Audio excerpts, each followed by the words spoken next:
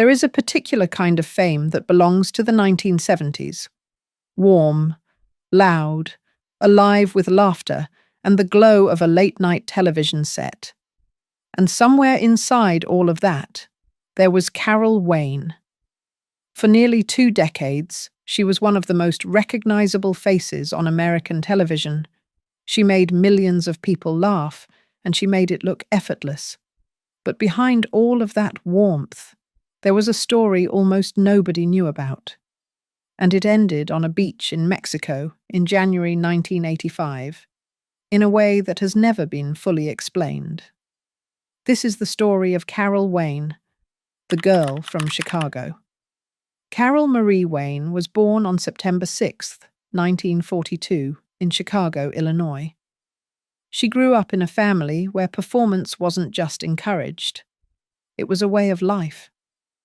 From a very young age, Carol and her younger sister Nina showed a natural gift for movement, rhythm, and physical grace.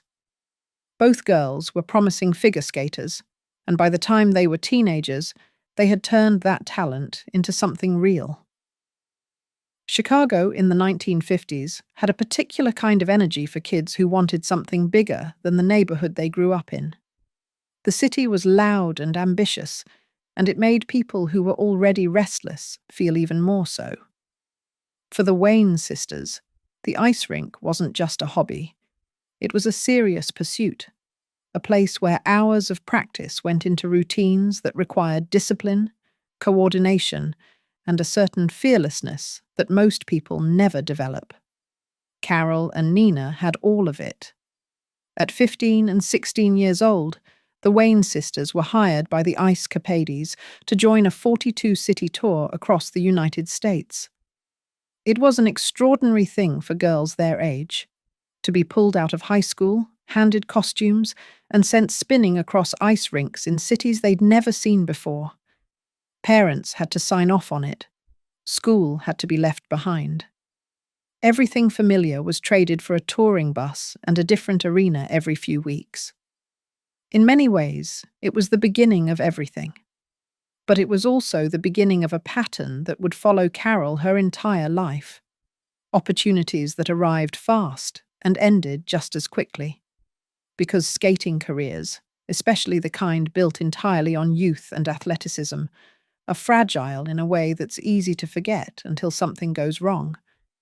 And one day, without any warning, Carol's ended. She was on the ice, performing a routine she had done hundreds of times, when she fell. The most likely cause, based on accounts from people who were there at the time, was that someone had thrown a small object, perhaps a coin, onto the ice, and she hit it mid-performance. There was nothing dramatic about the moment itself. She simply fell, the way skaters do, except the consequences were not simple at all. The fall left a 5-inch scar running the length of her knee and caused injuries significant enough to end her competitive skating career. She was able to finish out the tour they had been contracted for, but once it was over, the career she had spent her formative years building was gone.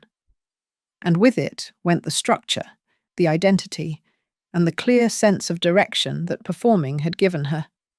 She later described the moment with the kind of honesty that comes from having had years to think about it. In her telling, the situation was this. She and her sister were 2 young women with no high school diplomas, no professional training in anything outside of skating, and no plan. The world they had been preparing for since childhood had simply closed its doors. And so there she was, barely an adult, without the education most young women her age were finishing up, and trying to figure out what came next. What came next was Las Vegas. Carol and Nina made their way to Nevada, where they were hired as showgirls at the Folies Bergère at the Tropicana Resort and Casino. It was a world of sequins and stage lights and late nights, where the performance never really stopped. It just changed costumes. The work wasn't artistically demanding in the way skating had been, but it kept them in front of audiences. It kept them visible. and visibility in that world was its own form of currency. Carol worked the Vegas circuit long enough to understand its limits. She was entertaining, she was beautiful, and she was good at reading a room. But she wanted more than the showgirl circuit was ever going to offer. When her sister Nina eventually moved to Los Angeles to pursue television work, Carol followed. It was the mid-1960s. Hollywood was wide open, full of variety shows and sketch programs and late-night television that needed exactly the kind of performer Carol had been training, without quite knowing it, to become. The timing, at least in this one instance, was exactly right. But what exactly does it take to go from showgirl to one of the most familiar faces on American television? And how did a chance encounter at a Hollywood party change everything for Carol Wayne? That's coming up next. The Matinee Lady. By the mid-1960s, Carol was landing small television roles here and there. A guest spot on I Spy, an appearance on Bewitched, a memorable turn on I Dream of Jeannie, where she played a cheerfully empty-headed starlet named Bootsy Nightingale. She worked steadily on The Red Skelton Show, where comedic timing was everything, and she proved she had it. Guest work on television in that era was competitive in a very particular way. There were a finite number of shows, a rotating list of familiar faces, and producers who hired from that list based on reputation, availability, and whether your face made audiences feel good. Carol checked all of those boxes, and she moved through the television landscape of the late 1960s with the quiet confidence of someone who knew exactly what she was doing, even if nobody outside those sets was quite paying attention yet. But the role that would define her career came not from an audition, not from a formal casting call, but from a party. Carol had been introduced into Hollywood social circles through her sister, and somewhere along the way, she ended up at a gathering where the right person happened to notice her. By her own account, she was discovered at a Hollywood party, spotted by someone connected to The Tonight Show, introduced around, and eventually brought in to audition. She walked in, made them laugh, and just like that, she had the job. She first appeared on The Tonight Show, starring Johnny Carson in 1967. In the early years, she was simply a recurring guest, a familiar face that the audience responded to warmly and that Carson clearly enjoyed working with. The chemistry between them was real, not romantic necessarily, but the kind of easy rapport that makes television look effortless even when it isn't. But everything changed when a sketch called Art Fern's Tea Time Movie became a fixture on the show. The premise was simple, almost absurdly so. Johnny Carson played Art Fern, a fictional and thoroughly sleazy fictional late-night movie host, the kind of local television personality that anyone who grew up in the 1970s would recognize instantly, the man in the cheap suit with the bad comb-over who hosted afternoon movies and talked too fast.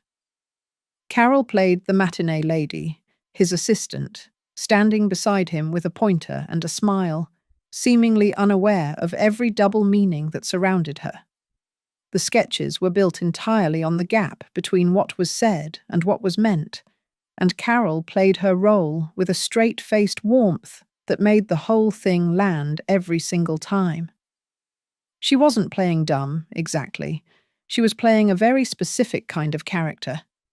A woman who was genuinely, cheerfully present, completely comfortable in her own skin, and apparently untroubled by the chaos happening around her. The innocence wasn't ignorance. It was a performance, and it was a very good one. The audience loved her. Carson loved working with her.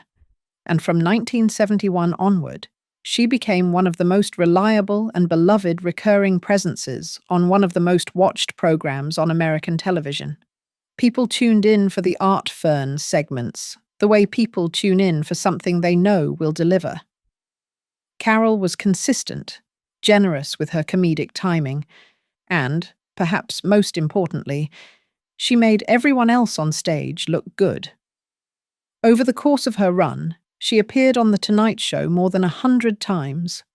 She was there for milestone episodes, anniversary broadcasts, and ordinary Tuesday nights that millions of people stayed up to watch.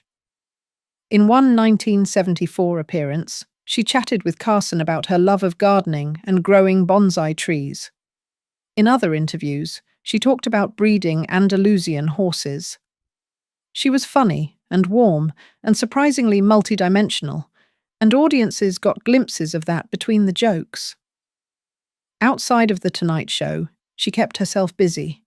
She appeared on game shows like Hollywood Squares, was a regular panelist on Celebrity Sweepstakes, and took on film roles in movies like Gun and The Party, both directed by Blake Edwards.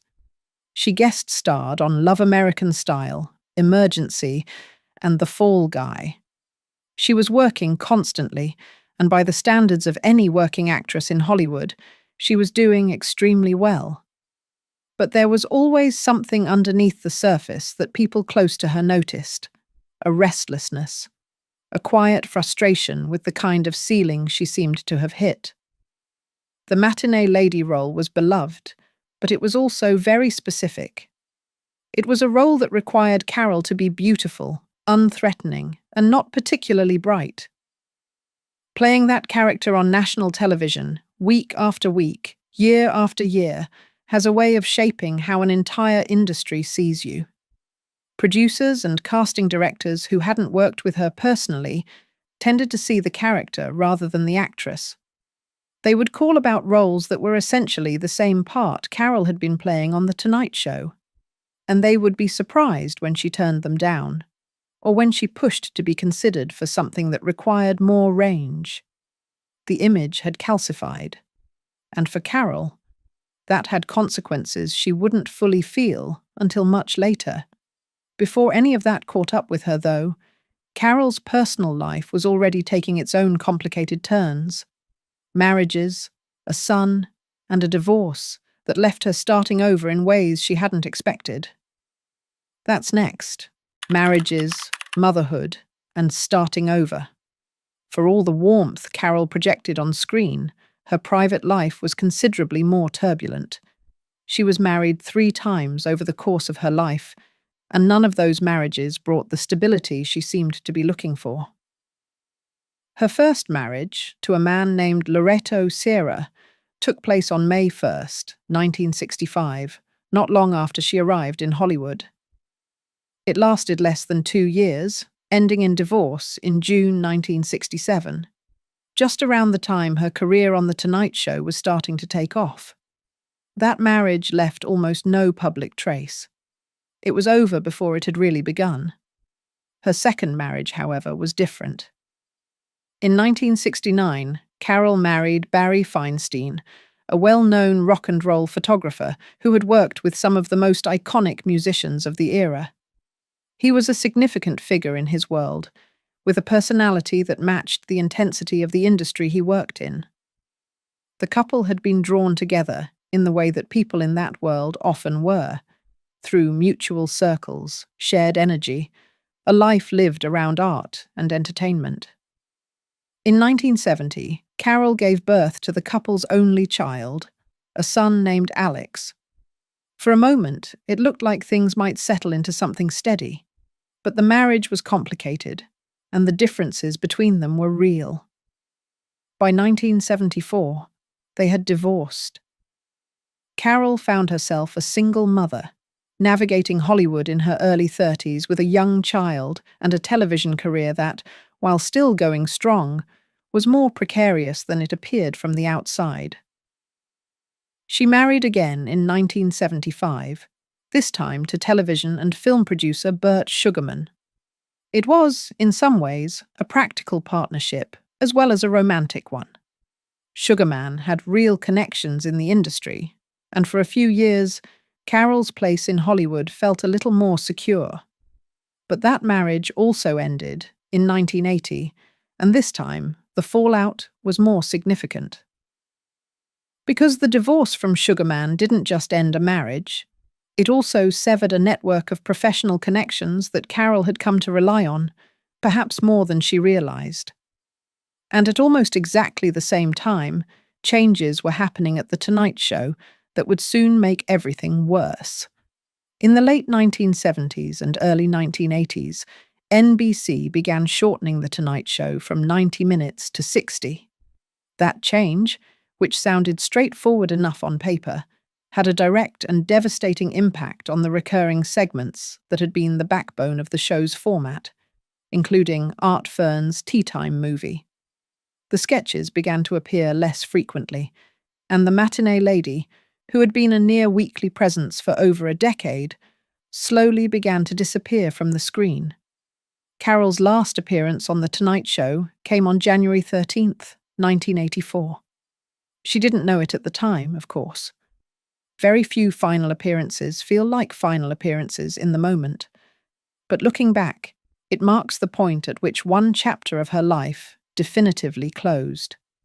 What followed those years, the choices Carol made, the people she was around, and the spiral that nobody could seem to stop, is the part of her story that most people don't know. And it's the part that leads directly to what happened in Mexico, the slow unraveling. After the divorce from Sugarman and the fading of her role on The Tonight Show, Carol Wayne entered a period of her life that was genuinely difficult to watch for anyone who knew her. The work slowed dramatically. Auditions that should have been formalities started going to other people. The phone simply stopped ringing the way it used to. She wasn't without options. She still landed roles, a part in Scavenger Hunt, a supporting role in Savannah Smiles, a small part in Surf 2. She kept working wherever she could, taking what came rather than waiting for the right thing to arrive. But the gap between what she had been and what she was now able to get was wide, and it was widening. For an actress who had spent more than a decade as a fixture on one of the highest-rated programs on television, the transition was jarring in ways that were hard to explain to anyone who hadn't lived it. She had been everywhere, and then, almost overnight, she was somewhere else entirely. A place where her name still opened doors, but only barely, and only for the kinds of roles she had always been trying to move past. And then there was her son, Alex.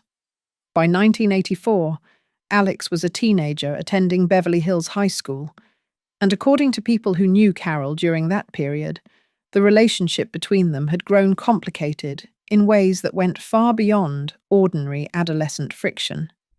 It was through Alex, according to accounts from her social circle, that Carol was first introduced to substances she had largely avoided during her years of steady work. The progression, as those around her described it, was gradual at first, almost mundane. But the mundane things have a way of becoming something else entirely when the circumstances around them are already unstable. Carol's habits became something that people in her circle noticed and whispered about.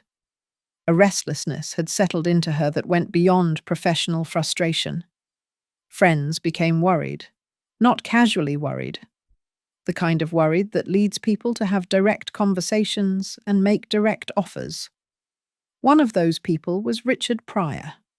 Pryor, who had his own very public history with addiction and recovery. His near-fatal accident in 1980 had made international headlines, reached out to Carol personally. He told her he would cover the full cost of treatment at a rehabilitation facility. And then he added something that, coming from Richard Pryor in 1984, was not a small thing.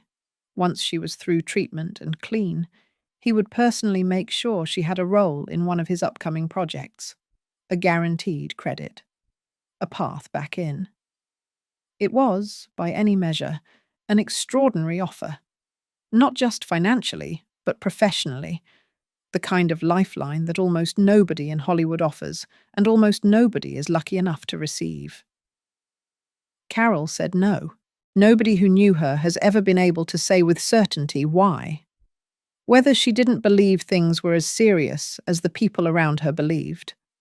Whether the idea of a rehabilitation facility felt like an admission of something she wasn't ready to admit. Whether the industry that had shaped her entire adult identity had already taken enough from her that she couldn't quite believe getting sober would change the bigger picture.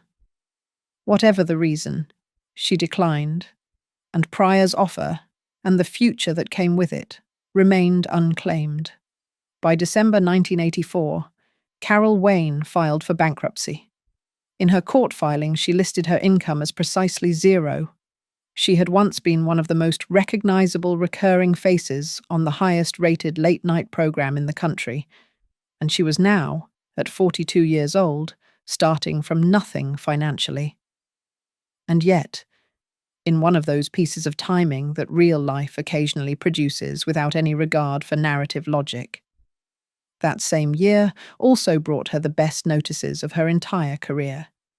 In a drama called Heartbreakers, Carol played a role that was almost entirely unlike anything she had done before. A character with actual emotional weight, actual complexity, actual pain underneath the surface. The film gave her material to work with, and she delivered.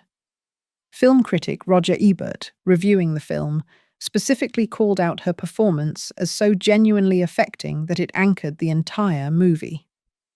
For someone who had spent her career being told, implicitly and sometimes explicitly, that she was best suited to playing a certain kind of decorative, comedic role, those words from Ebert must have meant something real. They were proof, concrete, published proof, that she had always been more than the character, that given the chance, she could do more. Heartbreakers was released in 1984. It was Carol's final screen appearance. Within weeks of those reviews reaching print, she was in Mexico, and by January 1985, with her finances collapsed and her career at its lowest point, Carol Wayne accepted an invitation to travel to Manzanillo for a vacation. The person who invited her was a man named Edward Durston. That trip, and what happened during it, is the part of Carol's story that has never been fully resolved. And what you're about to hear about Edward Durston makes the whole thing considerably more disturbing. Mexico and the mystery that followed. Edward Durston was, by the time he met Carol, a car salesman based in Los Angeles. He was a figure who moved comfortably through celebrity-adjacent circles, the kind of person who knew people, and who had a way of ending up in the middle of significant events. In January 1985, Carol and Durston traveled together from Los Angeles to the Las Hadas Resort in Manzanillo, Colima, on Mexico's Pacific coast. It was meant to be a break. A few days of warmth and rest, away from the pressures that had been building around Carol for months. Whatever the trip was supposed to be, it ended with an argument. The details of what Carol and Durston argued about have never been made entirely clear. What is known is that after the disagreement, Carol left, either to walk along the beach alone or to take some time away from the room. She did not come back. 3 days later, on January 13th, 1985, exactly 1 year to the day after her last appearance on The Tonight Show, a local fisherman named Abel de Dios found a body floating in a shallow bay near the resort. It was Carol Wayne. She was fully clothed. The water around her was only about 4 feet deep. The Mexican authorities who responded to the scene noted several things that seemed difficult to reconcile with a simple accident. There were no cuts, no abrasions, no visible signs of injury. A fall from the nearby rocks was ruled out because the body bore no marks consistent with that kind of impact. The coroner estimated that Carol had been dead for approximately 3 to 4 days, meaning she had died around the time she was last seen alive. Toxicology testing came back negative. No alcohol, no drugs, nothing in her system. And then the questions started. When authorities tried to locate Carol's traveling companion, they found that Edward Durston had already checked out of the Las Hadas resort. He had left before the body was found, having apparently departed after the argument. He had gone to the airport, left Carol's luggage there with a note indicating she would come to collect it herself, and returned to the United States without her. Carol Wayne had to be identified by resort workers who had seen the couple earlier in the week. The case was declared an accidental drowning, but it raised questions that lingered for years. Carol was, by multiple accounts, someone who was genuinely afraid of the water and did not know how to swim.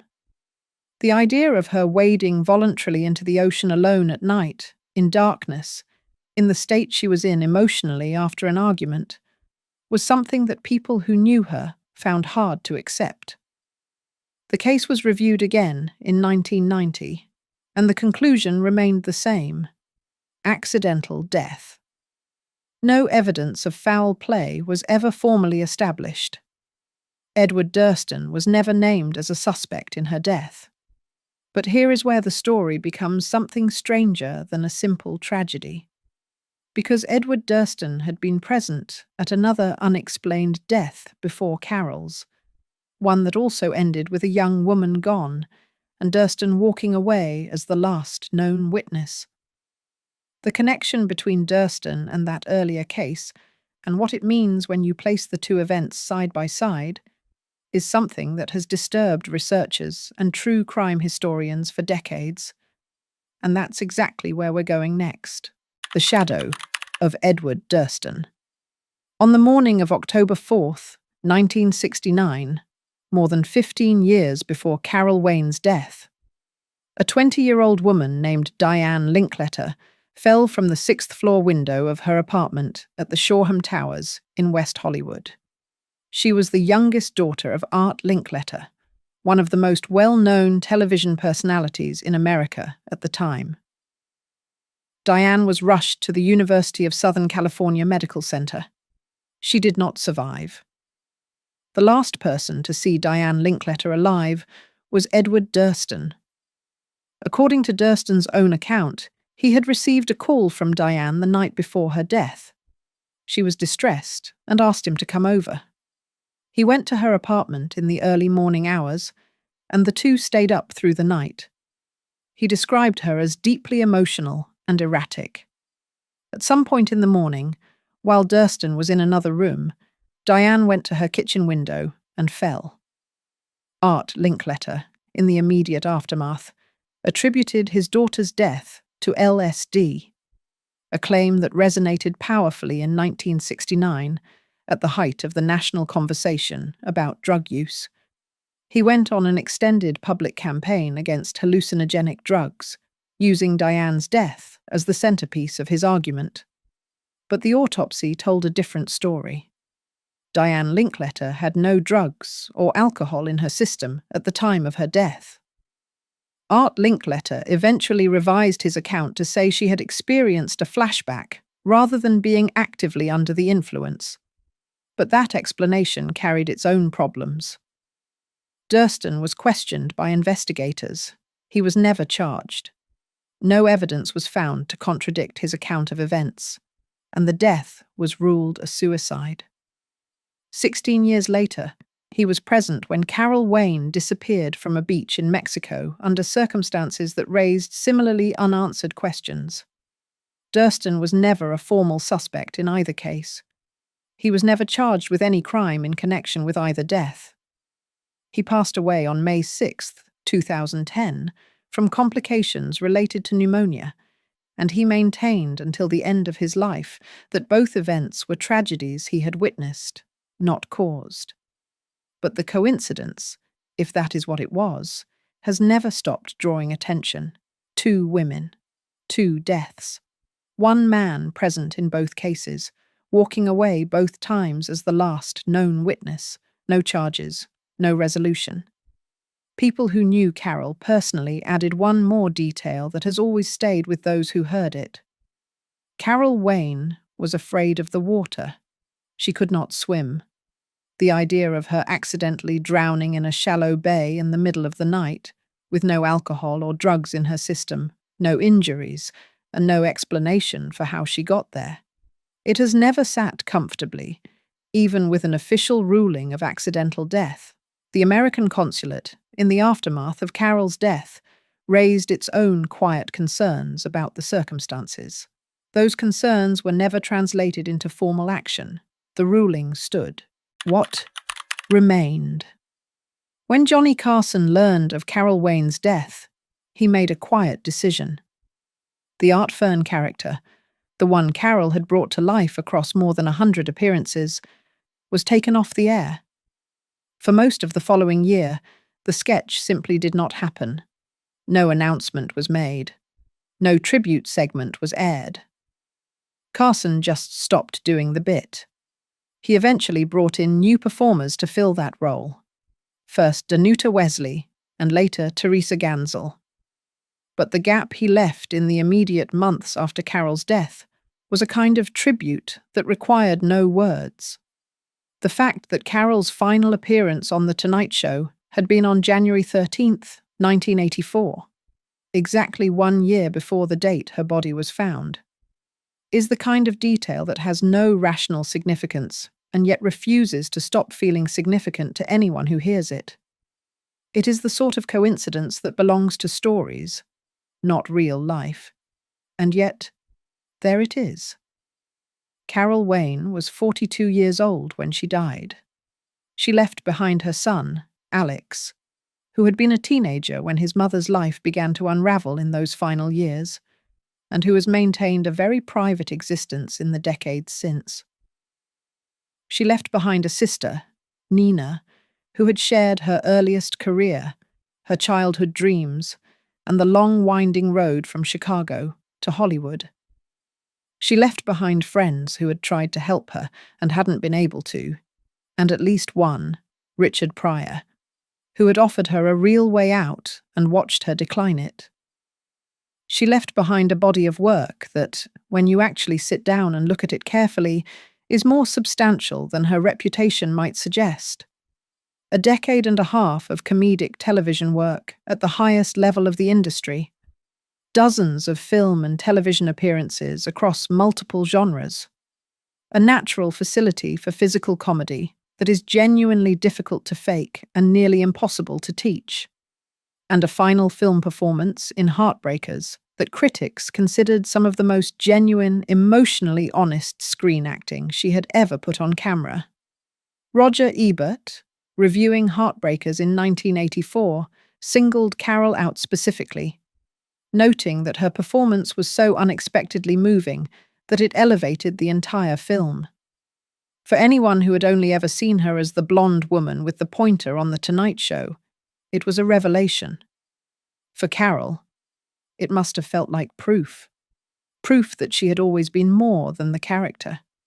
Proof that, given the right material and the right director, she could deliver something real. But the film didn't change her situation. By the time those reviews were published, she was already in the middle of everything else. The bankruptcy, the personal struggles, the slow retreat from everything she had built. And within a year of that best ever critical reception, she was gone.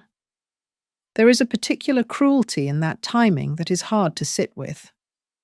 The best reviews of her career arrived at the worst moment of her life.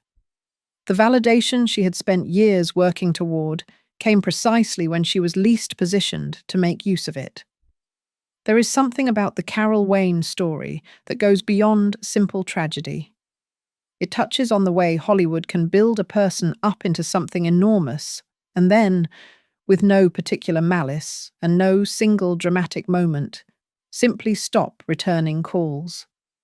It touches on how the roles that make you famous can become the walls of a room you can't get out of, where the version of you that the public loves is so fixed in everyone's imagination that there's no space left for the actual person to grow.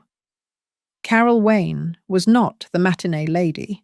She was a woman who had skated across 42 cities as a teenager, who had survived the collapse of her first real dream and turned it into something new, who had raised a child largely on her own, who had built a 17-year career in one of the most competitive industries in the world, and who had, by all accounts, genuinely tried, right up to the end, to find something more permanent than the spotlight. She liked growing bonsai trees. She bred Andalusian horses. She was sharp enough to work alongside the sharpest comedic minds of her generation, and gracious enough that almost everyone who worked with her spoke well of her afterward. The beach at Manzanillo, in the early days of January 1985, was the end. But the questions that surround what happened there, about the man who left without her, about the 4 feet of water in a bay that a non-swimmer somehow ended up in, about the argument that preceded all of it, and about a pattern of coincidences that stretches back across 15 years, have never truly been put to rest. Maybe they never will. Some stories don't come with clean endings. Some questions stay open not because of conspiracy or carelessness, but simply because the people who knew the answers are gone, and the truth went with them. What remains is Carol Wayne herself, a woman who made millions of people laugh, who showed up, who worked, who kept trying, and who deserved a great deal more than what the end of her story gave her. Carol Wayne's story doesn't fit neatly into the kind of Hollywood narrative we're used to hearing. She wasn't a tragic figure from the very beginning. She wasn't someone who arrived in Los Angeles already carrying the seeds of her own undoing. She was funny, she was talented, she worked incredibly hard, and she was genuinely loved by the audiences who watched her week after week for nearly 2 decades. What happened to her happened slowly, the way the worst things often do. One broken marriage, one lost sketch, one phone call that wasn't returned, at a time. The show got shorter, the network moved on. The husband with the industry connections filed the divorce papers. The son grew up, and the dynamic between them became something Carol wasn't prepared for. The money disappeared. And then, without any single moment you could point to and say that was the turning point, there was almost nothing left. And then there was Mexico. The official record says accidental drowning. The people who knew her say she was afraid of the water and could not swim. The man who was the last person to see her alive had been the last person to see another young woman alive. 15 years earlier, in a West Hollywood apartment, in circumstances that were also officially closed and also never truly resolved. He left Mexico without her. He left her luggage at the airport with a note. He was never charged with anything. The case has been reviewed. The ruling has stood. And the questions have remained, sitting quietly beside the official answer for 40 years now. What we're left with, in the end, is a woman who deserved more than she got. From Hollywood, from the people around her in her final years, and from the truth, which has never fully surfaced from those shallow waters off the coast of Manzanillo. Carol Wayne lit up a television screen for nearly 2 decades. She made people feel like everything was a little lighter, a little warmer, a little more fun on an ordinary weeknight. She walked into a room and made it better. That is not nothing. For a lot of people who grew up watching her on The Tonight Show, staying up past their bedtime just to catch one more sketch, it is everything. She was born on September 6th, 1942, in Chicago, Illinois, a girl from the Midwest with ice skates and a dream. She died on or around January 10th, 1985, in Manzanillo, Mexico, alone on a beach, in the dark, for reasons that have never been adequately explained. She was 42 years old, and she is still remembered. If you enjoyed this video, please like and subscribe to our channel so you never miss out on more fascinating stories. There are people who become famous for what they do, and then there are people who become famous simply for who they are, for the way they walk into a room, for the things they say, for the sheer force of their personality pressing up against the world. Zsa Zsa Gabor was the second kind. She had 9 husbands, a diamond collection that would make most jewelry stores look modest, and a way of making headlines without ever really trying. She called everyone darling. She drove a $215,000 Rolls-Royce. She was once described as the most successful socialite of the 20th century, and she probably would have agreed with that. But behind all the glamour and the one-liners and the diamonds, there was a story that very few people saw clearly. A story that started in wartime Budapest and ended in a Los Angeles hospital room at the age of 99. And in between, there was enough drama, heartbreak, scandal, and sheer excess to fill several lifetimes. This is the story of Zsa Gabor, Budapest, Beauty, and the Beginning. She was born Sari Gabor on February 6, 1917, in Budapest, Hungary, then still part of the Austro-Hungarian Empire. The name Zsa came later, in childhood, because she couldn't pronounce her own name correctly. It started as a toddler's approximation and stayed, first as a family nickname, then as the name on marquees and in gossip columns, and eventually on the lips of practically every television viewer in America. Her parents were Vilmos Gabor, a Royal Hungarian army officer, and Jolie Gabor, a woman of remarkable ambition who owned a jewelry shop in Budapest and ran her household with the energy of someone who had decided, quite early, that her daughters were going to matter in the world. Jolie Gabor was, in her own right, a force. She would eventually follow her daughters to the United States, become a noted socialite in her own right, and live to the age of 100. She was not a woman who did things by halves, and she raised 3 daughters who inherited that quality in full. Both of Zsa's parents were of Jewish descent. This fact, which carried no particular weight in the comfortable Budapest of her childhood, would become a matter of life and survival within a few years as Europe's political landscape shifted into something dark and irreversible. Zsa was the middle of 3 daughters. The eldest was Magda. The youngest was Eva. All 3 of them, shaped by a mother who treated glamour and social grace as survival tools, were raised for lives considerably larger than the one they were born into. The Gabor household had servants, summer holidays, and an atmosphere of expectation that the girls absorbed completely. They were not raised to be modest. They were raised to be noticed. When Zsa was 13, she was sent to Madame Subilia's, a prestigious boarding school in Switzerland. It was there that she became fluent in French and German, adding to her native Hungarian. By the time she left, she could move through virtually any European social environment with ease, a skill that would prove enormously useful in the decades ahead. She was not yet famous, but she was already preparing for it. On a visit to Vienna before finishing her studies, something happened that gave her first real taste of the spotlight. The celebrated operatic tenor Richard Tauber encountered the teenage Zsa and was impressed enough to invite her to sing the soubrette role in his new operetta, Der singende Traum, which translates as The Singing Dream.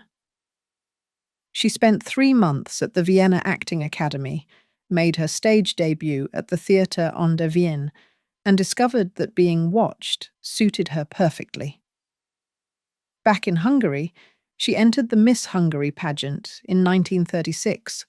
She won, or placed very well, depending on which account you read, but was later disqualified when it came to light that she had misrepresented her age to qualify. It was the first of many times over the course of her life that Zsa would be found adjusting the facts to suit the story she preferred to tell.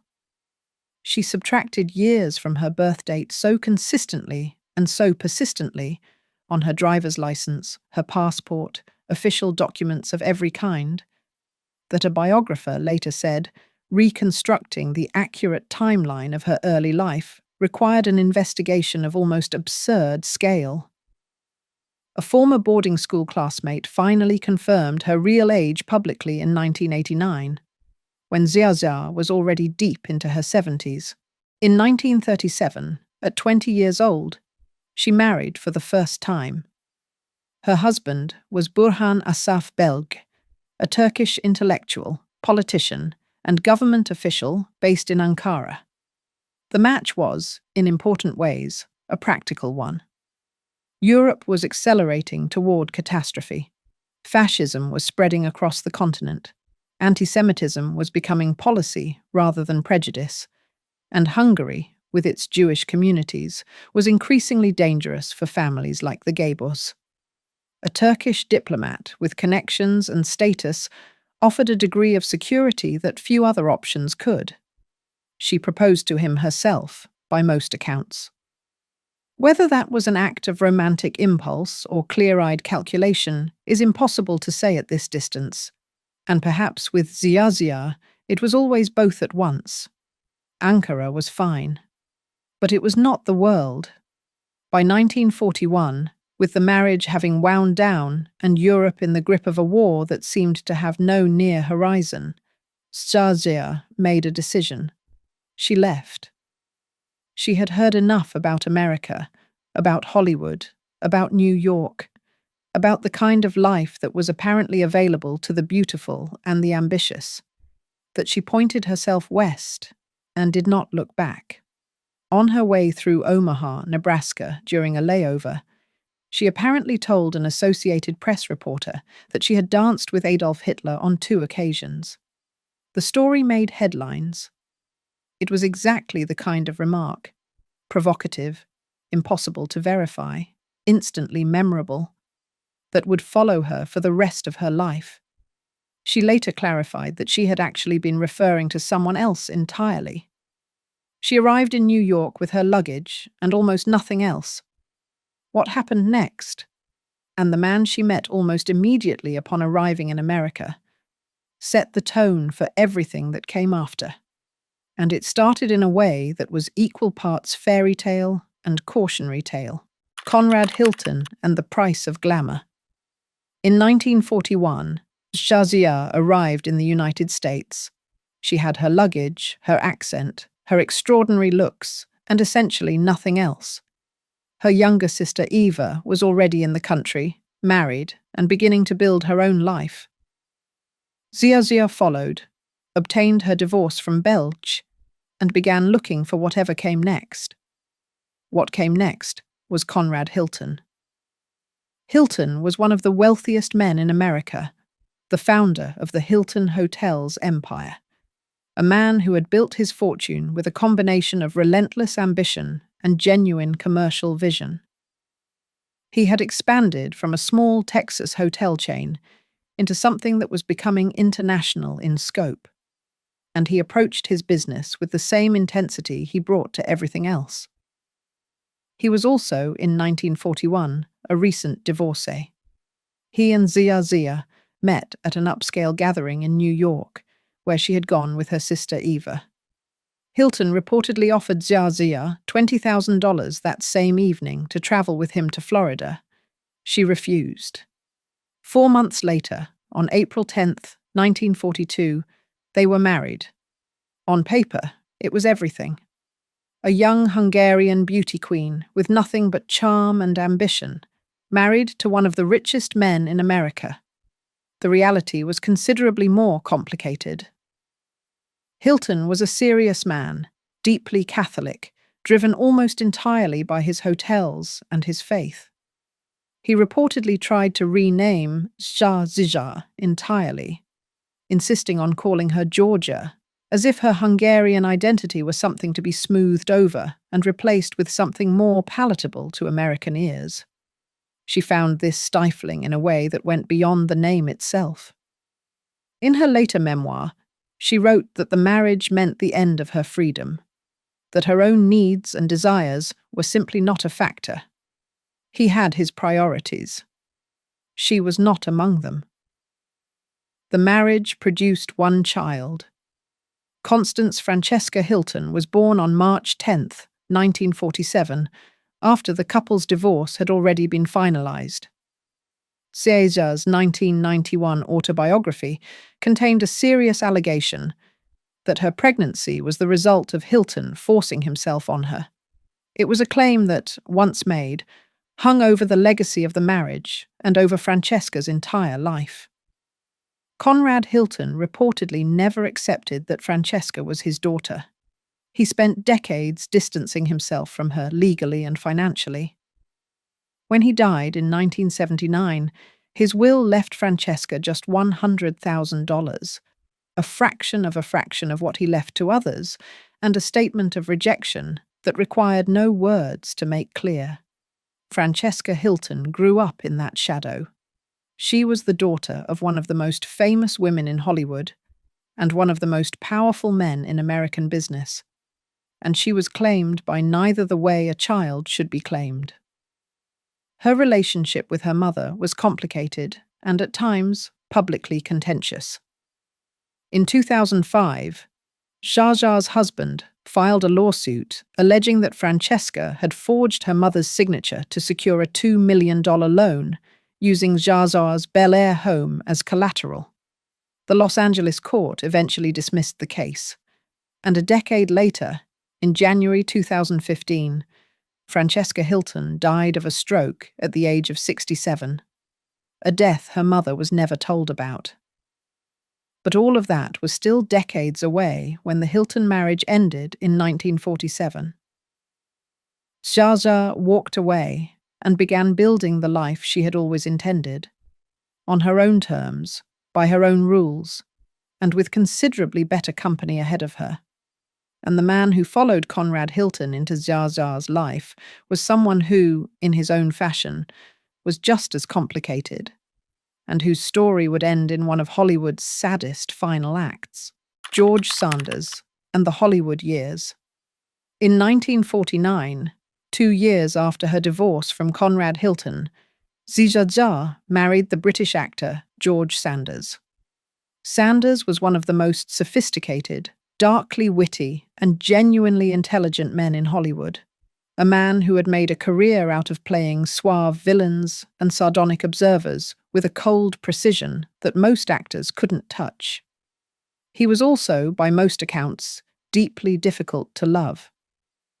Their marriage began on April 2nd, 1949, and lasted exactly 5 years, ending in divorce on April 2nd, 1954. The precision of those dates, exactly 5 years to the day, was the kind of symmetry that Zsa Zsa would have appreciated. During those years, she became a genuine Hollywood presence. She appeared in her first major film, Lovely to Look At, in 1952, a musical at Metro-Goldwyn-Mayer that co-starred Katherine Grayson and Red Skelton. That same year, she appeared in We're Not Married, alongside Ginger Rogers and Fred Allen, and, most importantly, in Moulin Rouge, directed by the legendary John Huston. The film was a serious, critically well-received production, built around the life of the French painter Henri de Toulouse-Lautrec, and Zsa Zsa played the role of Jane Avril with real commitment. Huston later described her as a creditable actress, which, coming from a man not known for handing out compliments, was meaningful.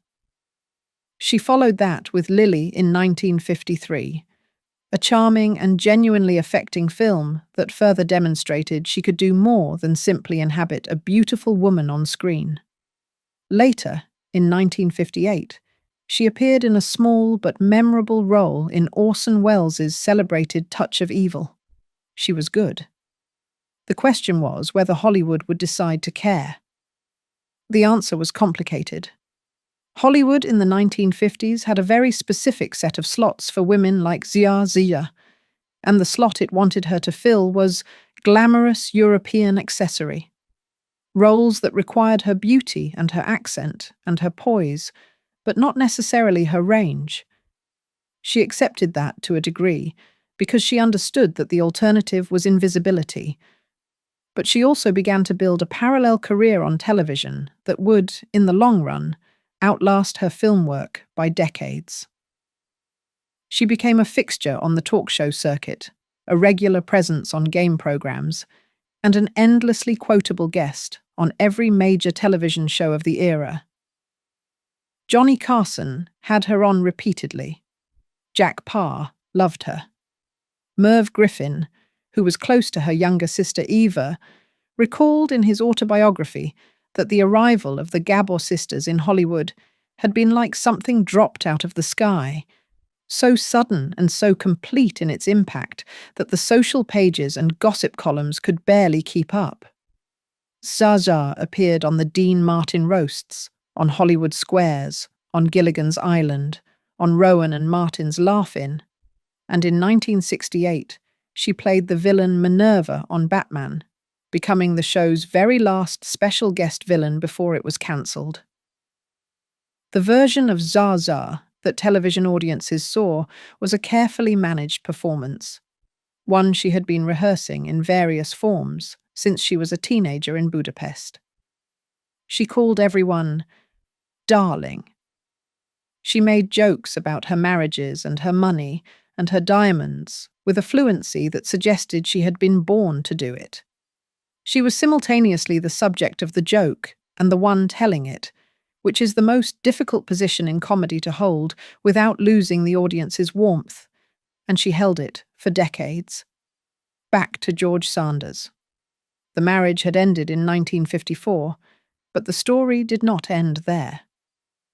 After the divorce, Sanders married Zazia's older sister Magda. Zazia later said that she had actively encouraged this, that both Sanders and Magda were lonely, and that she had told Sanders plainly they could help each other. Whatever her motivation, the marriage between Sanders and Magda lasted approximately 6 weeks before it, too, was over. Sanders came to a deeply sad end. In April 1972, at the age of 65, he took his own life in a hotel room in Castelldefels, Spain. His note expressed an exhaustion with the world that was heartbreaking in its directness. In the years after his death, Zaza described him, with an honesty that cut through all the performance, as the great love of her life. It was a complicated kind of love, one that had survived divorce and betrayal and the peculiar spectacle of watching your ex-husband briefly marry your sister. But she seemed to mean it.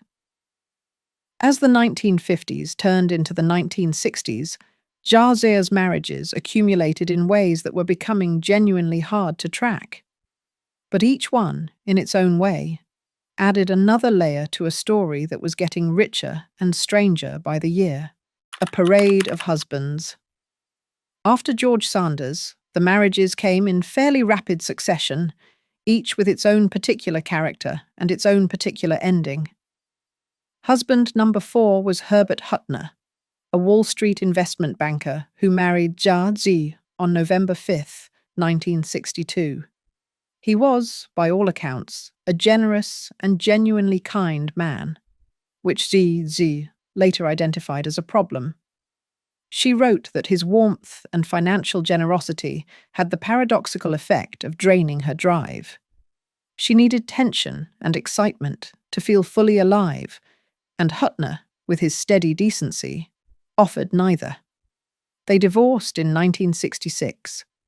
He went on to serve as chairman of the President's Advisory Committee on the Arts under Ronald Reagan and George H.W. Bush, and he died in 2008 at the age of 99. Within weeks of that divorce, she married Joshua S. Cosden Jr., a Texas oil magnate she had known for exactly 6 weeks before the ceremony. They divorced in 1967. The marriage was brief and largely private. Both parties seemed to have agreed, without saying so, that it had been a mistake. Then came Jack Ryan in 1975. Ryan was an eccentric and brilliant inventor who served as a vice president of research and design at Mattel, the toy company. He was wealthy, unconventional, and perpetually in motion, characteristics that initially suited Zaza perfectly. The marriage lasted less than 2 years. They divorced in August 1976. The 7th husband, Michael O'Hara, had been her own divorce attorney during the split with Jack Ryan. She married him just 3 days after the divorce was finalized, in the bridal suite of a Las Vegas Hilton. It was a choice that said a great deal about how Zia made decisions, with speed, without excessive deliberation, and with a complete confidence that the next thing was going to be better than the last. They divorced in 1982. The eighth husband, if it could be called that, was a Mexican actor named Felipe de Alba. In April 1983, the two were married aboard a yacht off the coast of Puerto Vallarta. The ceremony took place at sea, which was atmospheric and romantic. It was also legally problematic. Zesajar's divorce from O'Hara had not yet been fully processed by the courts at the time of the wedding. The marriage was declared invalid. It lasted 1 day. Zesa later described de Alba in direct terms, saying he had bored her and that she had no interest in remarrying him. But she did marry one more time, and the final husband, Frederick Prince von Anhalt, would be the one who lasted through everything. Von Anhalt, born Hans-Georg Robert Lichtenberg, had acquired his aristocratic title through a legal but unconventional arrangement. He had paid Princess Marie Auguste of Anhalt to adopt him as an adult, which under certain European succession customs conferred a hereditary title. He then built a small business, of sorts, around the same model, arranging similar adoptions for wealthy individuals who wished to acquire royal-sounding names for a fee that could reach $2 million. Zsa and von Anhalt eventually adopted at least 10 adult men through this process. They married in 1986. Zsa was 69. Von Anhalt was 44. She began calling herself Princess von Anhalt, Duchess of Saxony, and was thoroughly unbothered by the genealogists who raised questions about the legitimacy of the title. The marriage lasted 30 years, until her death in 2016. For a woman who had divorced 7 men and had 1 marriage annulled, 30 uninterrupted years with the same person was, by any fair accounting, extraordinary. But before that long finale could settle into something quieter, Zsa had one more scene to play, and it was the one that a whole new generation would come to know her by. The slap heard around Hollywood. On June 14, 1989, Zsa Gabor was driving through Beverly Hills in her $215,000 Rolls-Royce Corniche convertible when a police officer named Paul Kramer pulled her over. The reason was simple. Her registration tags had expired. What followed was not simple at all. While Kramer was running additional checks on the vehicle, Zsa grew impatient and drove away. Kramer gave chase, pulled her over a second time, and ordered her out of the car. According to Kramer, what happened next was unprovoked. According to Zsa, she was roughly pulled from the vehicle, and her arm was grabbed and bruised. She slapped him. Then she said she wished she had hit him harder. The story was everywhere within hours. The image of one of Hollywood's most famous socialites, dripping in diamonds, driving a $250,000 car, smacking a Beverly Hills cop, was exactly the kind of thing that the tabloid press of 1989 was designed for. Zsa gave press conferences. She compared the officer to Hitler, Mussolini, and Stalin in the same breath. She called him handsome. She called him a horse's rear. She said she was standing up for the women of America. The trial lasted 15 days. It was, by the accounts of everyone who covered it, a spectacle. Zsa stormed out of the courtroom on 4 separate occasions. She was fined $500 mid-trial for commenting publicly on witnesses. She said on the stand that she had never met a ruder man in her life than Officer Kramer, while simultaneously calling him gorgeous. In September 1989, the jury found her guilty of battery on a police officer, driving without a valid license, and possessing an open container of alcohol. A flask of Jack Daniels that had been found in the glove compartment.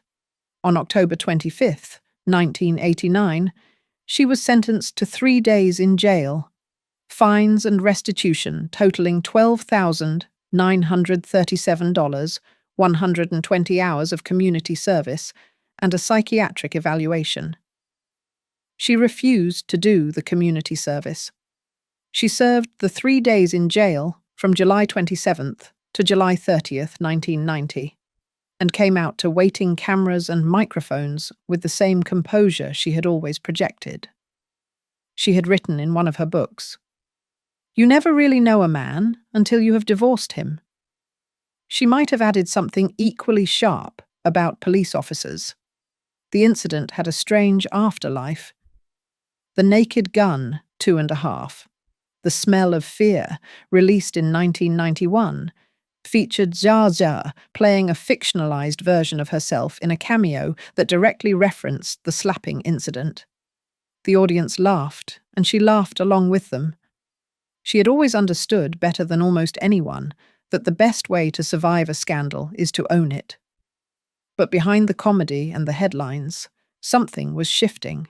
Zsa Zsa was in her 70s. The marriages were behind her. The film work had largely dried up, and the next chapter of her life would have considerably less laughter in it.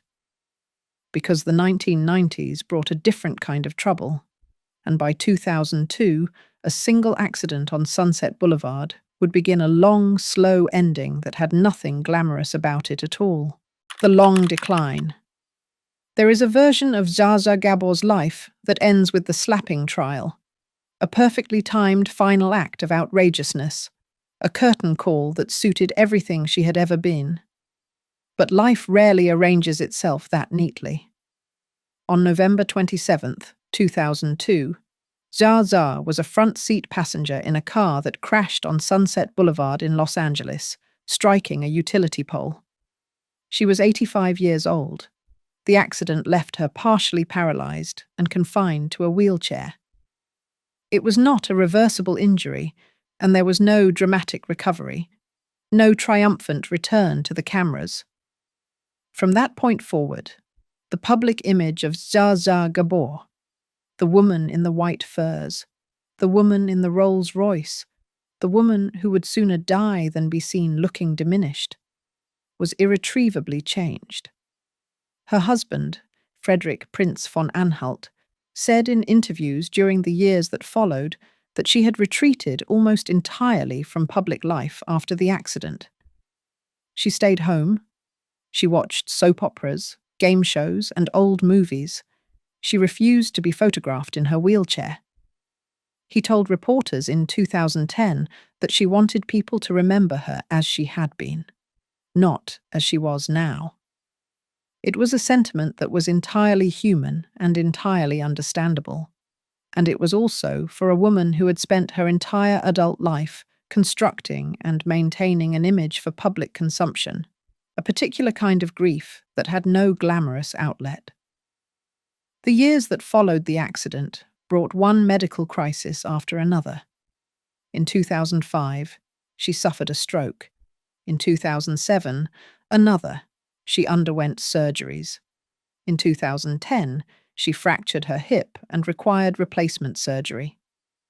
In August of that same year, the situation became serious enough that she was admitted to Ronald Reagan UCLA Medical Center in critical condition, and a Catholic priest was brought to administer last rites. She was 93 years old. The priest came. The last rites were given.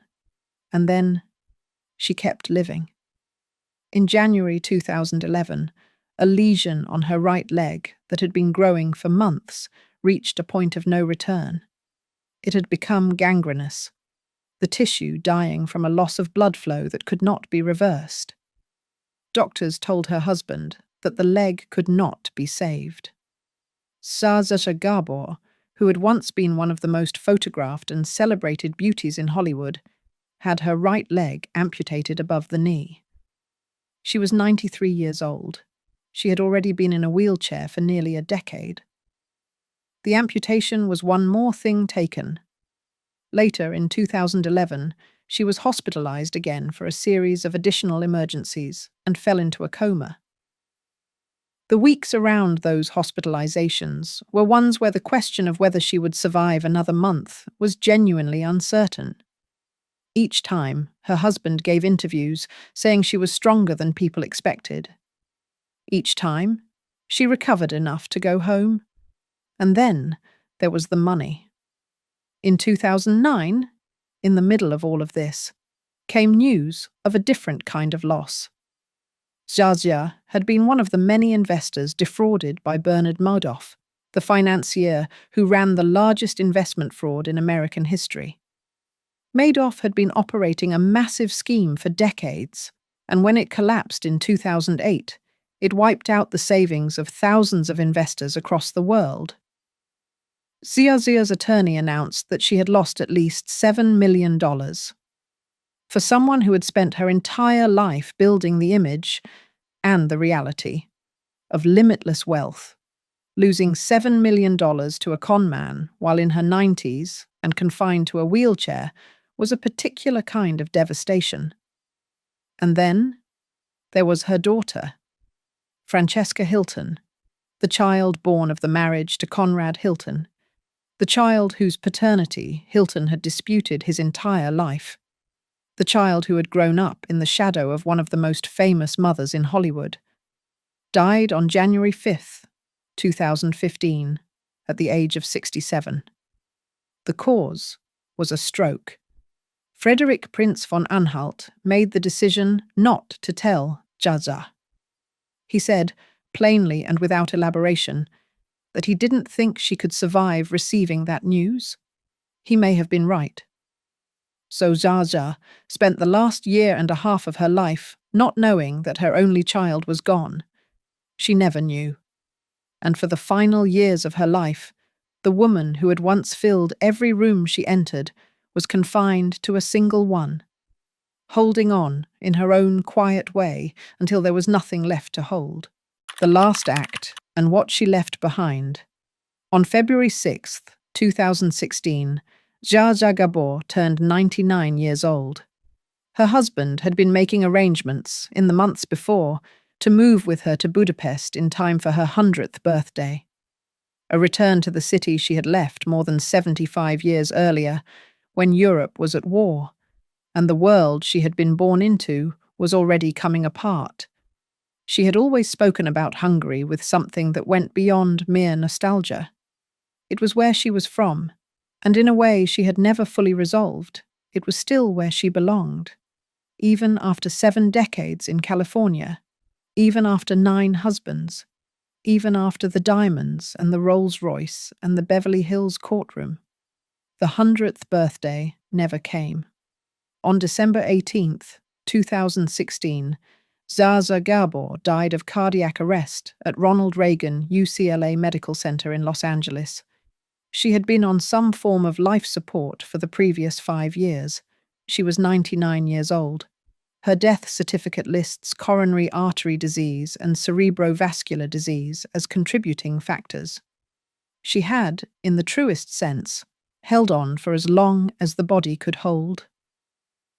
Her funeral was held on December 30th, 2016, in a Catholic ceremony at the Church of the Good Shepherd in Beverly Hills, the same church where Hollywood had gathered for the funerals of Alfred Hitchcock and Frank Sinatra.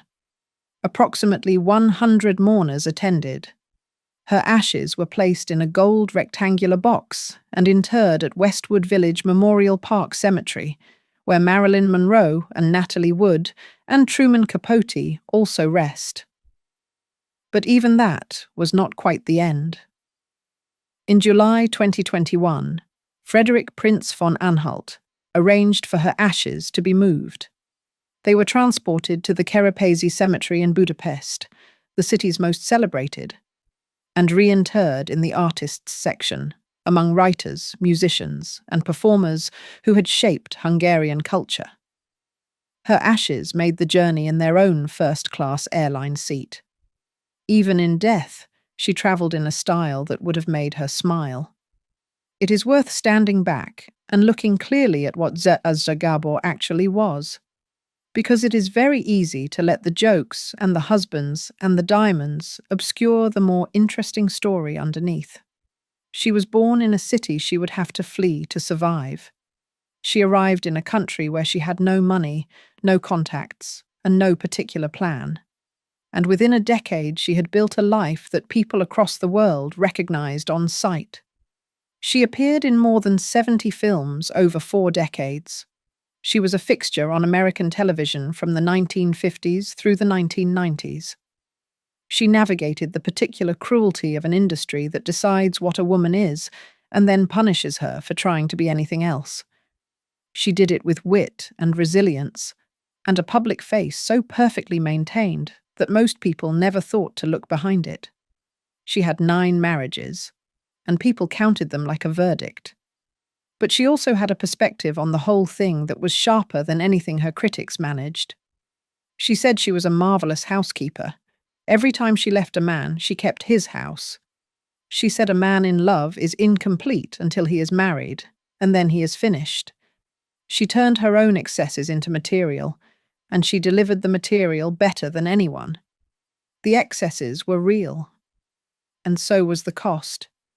The accident that took her mobility, the strokes, the leg, the Madoff losses, the lawsuit with her daughter, the daughter she outlived without ever knowing it, the 100th birthday that didn't come.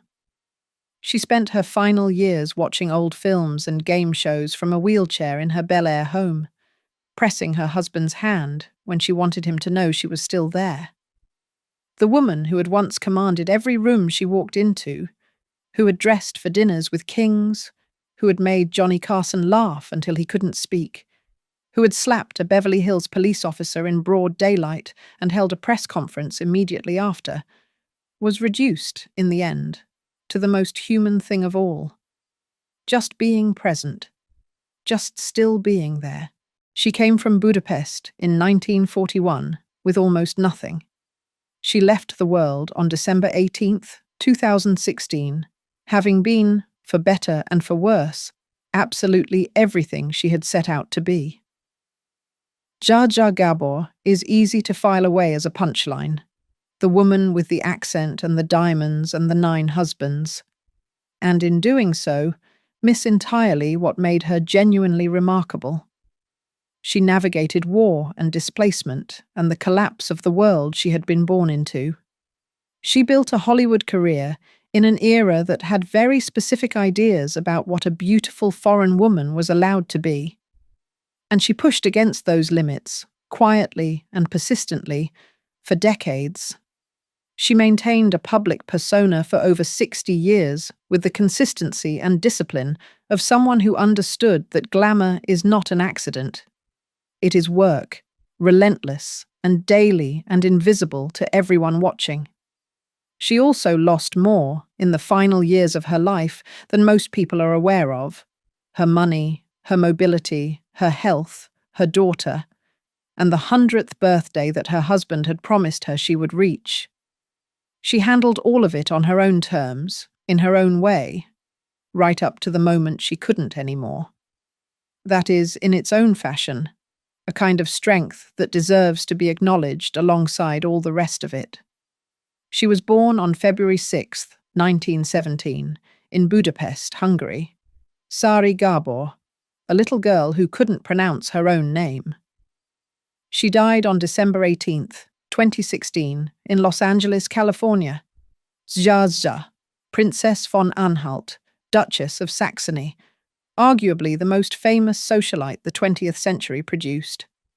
In between, 9 husbands, more than 70 films, 1 slapped police officer, $7 million lost to a con man, 2 sisters outlived, a daughter outlived without knowing it, and enough quotable lines to fill a book, which she did, more than once.